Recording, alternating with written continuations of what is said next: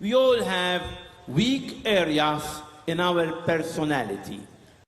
It could be that your weak area is jealousy, or ambition, or crave for power. It could be it is sexuality. It could be attachment to money. So it could be so many things, but for sure in every one of us there is some weak area in our personality. Now the tactic of the devil is this. He tries to let go regarding other areas, but he directs all his fight in that particular area. It could be that now that you chose Jesus as the Lord of your life, you find it easy to pray. You find it easy to frequent the sacrament. You find it easy also to serve others. You find it easy to read the Bible and live the Word of God. So you find it easy to go ahead. Only that there is a point in your life where you always fall. You feel strong in everything besides that particular point. And this point, it could be, as I already said, jealousy, or sexuality, or dependency on internet, or dependency on alcohol. Anything where you are weak. Now, being a spirit, the devil finds easily my weak area. And he directs his attack on that particular area, knowing that if he makes me fall continuously, I get discouraged. And so easily, I stop. So we must be very careful if we begin to realize that there is an oppression of the devil against me.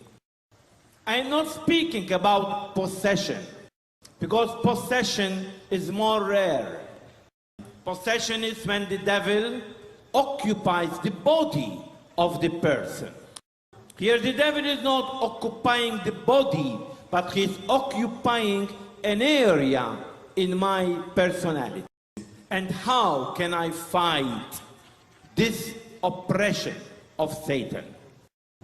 What I suggest is to do it after Holy Communion, when you are full of Jesus. And in that moment, renounce to the evil one. In Jesus' name, I renounce to any evil spirit of sexuality or other thing in me or against me. You see, we have power over the devil. Well, the devil knows that Jesus has power over him. And the devil himself declares it publicly in one of the exorcisms that Jesus did. When the devil shouted, "We know who you are, the one sent by God. Did you come to destroy us?" So very clearly, the devil is declaring Jesus as the Son of God. And in spite of everything, the devil knows that he cannot make it with Jesus.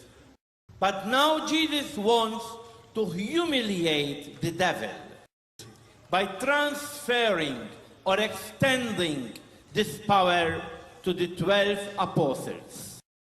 And in fact, once, Jesus called the 12 and he said to them, "I give you authority on every evil spirit. Go, heal the sick people, and deliver those who are being obsessed." Now the devil is humiliated because also man has power over him. As if this were not enough, Jesus extends even more this authority to the 72 disciples.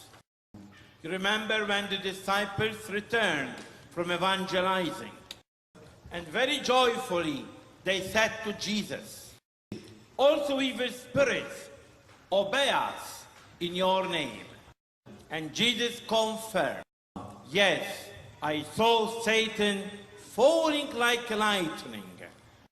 But rejoice not that you have power over evil spirits, but rejoice because your names are being written in heaven." And still, Jesus is extending now this authority to every believer. When, before going to heaven to the Father,